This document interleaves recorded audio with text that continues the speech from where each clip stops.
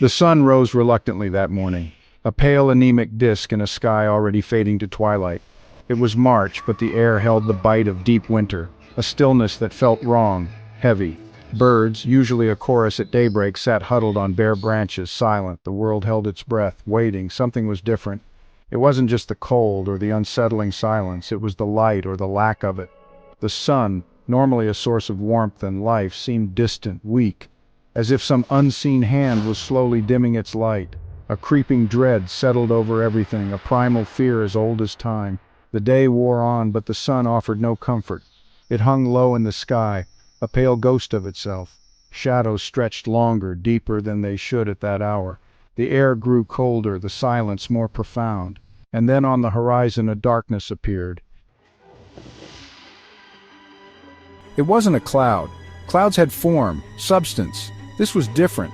This was an absence of light, a void in the very fabric of the sky.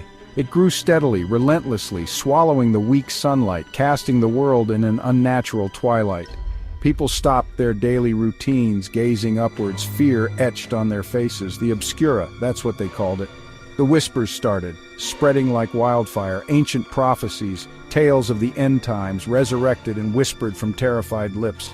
The temperature plummeted as the Obscura crawled across the sun's face, a cold so profound it felt like a living thing seeping into bones, chilling the marrow.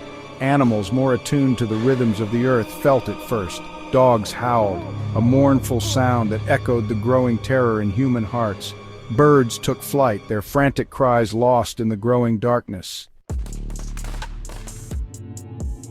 The world descended into a panicked chaos.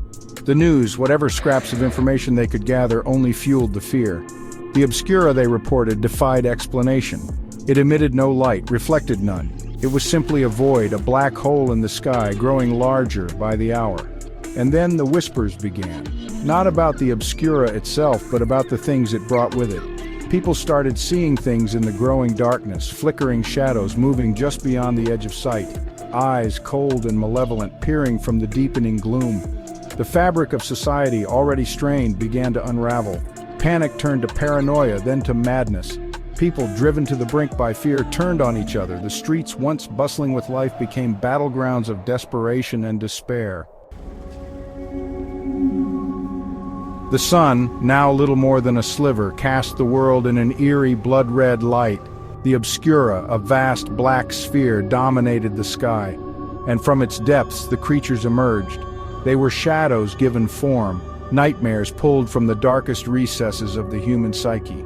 They moved with an unnatural grace, their eyes burning embers in the deepening gloom, reflecting a hunger beyond comprehension. Screams echoed through the dying light, but they were quickly silenced. The creatures, whatever they were, moved with terrifying speed, their touch a promise of oblivion. Cities, once monuments to human achievement, became charnel houses, echoing with the silence of the dead. The last vestiges of sunlight flickered and died. The Obscura had consumed the sun, plunging the world into an endless night. A silence descended, heavy, absolute, the silence of a world that was no more. The Obscura hung in the sky, a black, featureless sphere where the sun once shone. Below, the earth was silent, shrouded in eternal darkness. The creatures were gone, vanished back into the abyss from whence they came. Their purpose, it seemed, was complete. But in the depths of space, far beyond the reach of human comprehension, something stirred. The Obscura, a fleck of darkness against the tapestry of stars, shifted. It began to move slowly at first, then with increasing speed, propelled by an unseen force. Its destination? Another star, another world bathed in the warm glow of life. The cycle, it seemed, was destined to repeat. The Black Eclipse would come again.